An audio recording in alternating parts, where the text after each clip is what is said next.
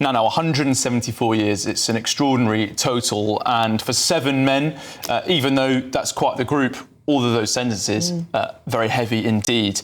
And it's the ringleader, Mohammed Zahid, aged 64, who's received the heaviest sentence of 35 years. He was found guilty of 20 offences, including rape, indecency with a child, and attempting to procure a girl into having unlawful sexual intercourse.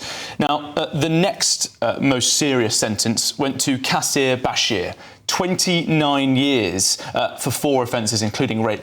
But he's not going to be at Manchester Minchell Street Court today because just before the trial opened in this case in January, he skipped police bail.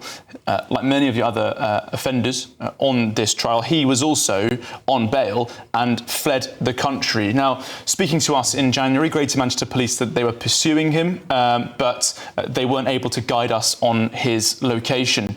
And giving her victim impact statement in the court on Monday, one of the 2 girls in this case, teenage girls, said that this is the one sort of area of control that this abuser, Qasir Bashir, still has over her because he's not there to face the justice that is needed. But 29 years for him. Mushtaq Ahmed, 27 years for 9 offences, including rape. Rahiz Khan, age 39, 12 years, guilty of 1 count of rape. Mohammed Shahzad, age 44, 26 years, found guilty of 6 offences, including rape. Nisar Hussain, sentenced to 19 years. He's 41 years old, guilty of 3 offences. And Naheem Akram, age 48, he's been sentenced to 26 years. Now, this abuse gang in Rochdale, operating between 2001 to 2006, was split into 2 groups who targeted Girl A and Girl B. These 2 girls did not know each other, and those groups, between market stall holders and taxi drivers, carried out horrific abuse where the girls were treated like sex slaves. That's what the prosecutor said at the opening of this trial in January.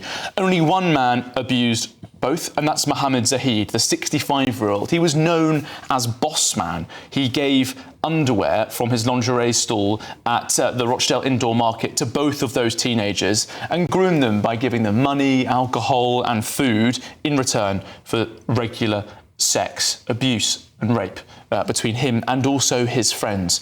But during this trial, we heard about the appalling conditions that these girls were kept in damp basements, underground clothes shops, that they were abused on mattresses, and that they were often having abuse shouted at them by the perpetrators while they were walking in the street, that they were thrown a few pennies at the end of an abuse period in order for them to get the bus to get home.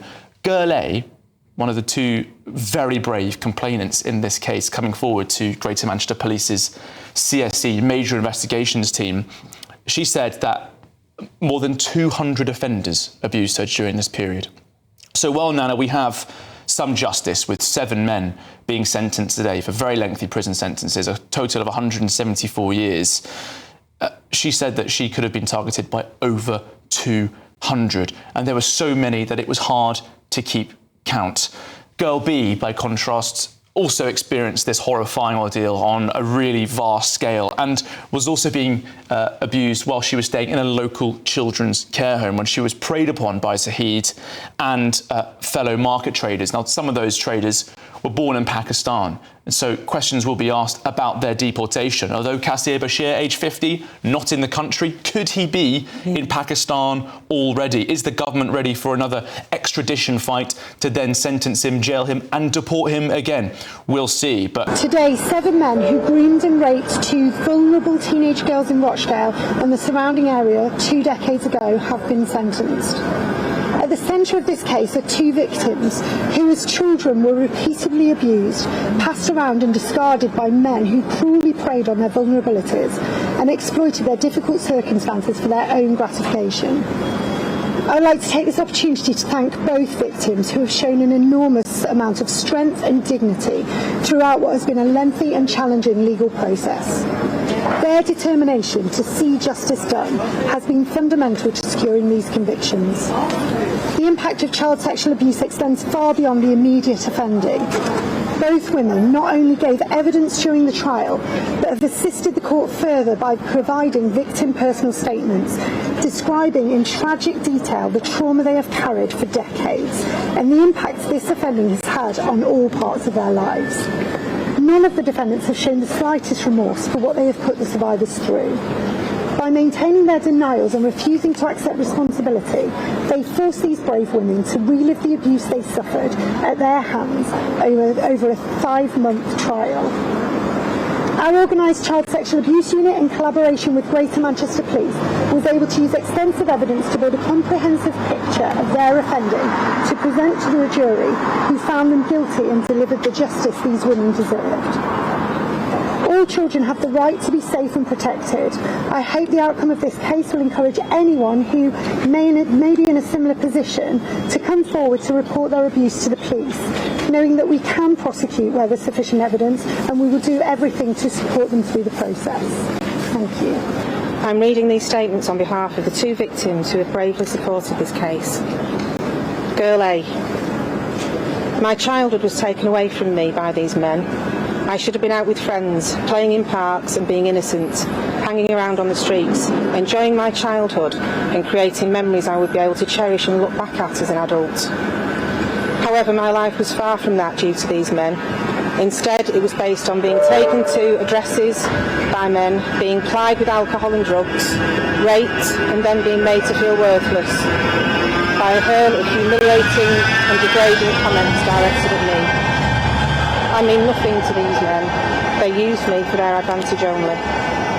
Over the last 10 years, when I finally plucked up the courage to approach the police and disclose the abuse I suffered, it has been an absolute emotional roller coaster for me. I have provided about 40 video interviews, having to speak out about what I was subjected to, talking about it out loud and explaining it in detail. This was mentally draining on me. I had so many emotions going on.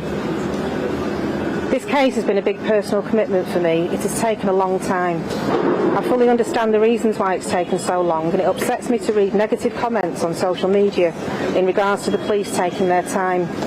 The public do not understand the lengths the police have had to go to with the information I have provided to them. This has been and still is consuming my life. I hope that one day I will be able to move forward with my life. The jury, finding these 5 men guilty, I hope is going to help me take another step forward to get my life back, as I have already lost my childhood to these men.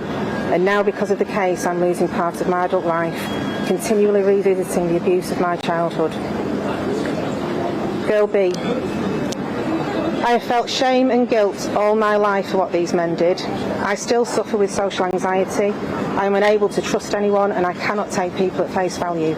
I have no expectations of anyone. My life has been on hold for the last 20 years. I have never been able to move on from the abuse, and this has not just impacted my life and what I could have achieved, but also my children's lives. They have become victims of these men too. This whole process has been the most positive thing I have ever done. Standing in the courtroom and being able to have my own voice was the hardest thing I've ever been through, but the best experience. I was able to tell my truth, and I now know that my voice matters because I was believed. Before the CSE team came to me, I had no faith in the police, but meeting someone who believed and understood everything meant I could trust for the first time. It is important to know that the team who have worked on my case have been amazing. I want these victims to know that if they feel ready to deal with what happened to them, they shouldn't wait. It doesn't matter how much time has gone by, it is still possible to get justice. I want to thank the CPS court team and most importantly the jury. The day I watched the verdicts changed my life. I instantly had a massive weight lifted off me, and I now feel that I can live my life.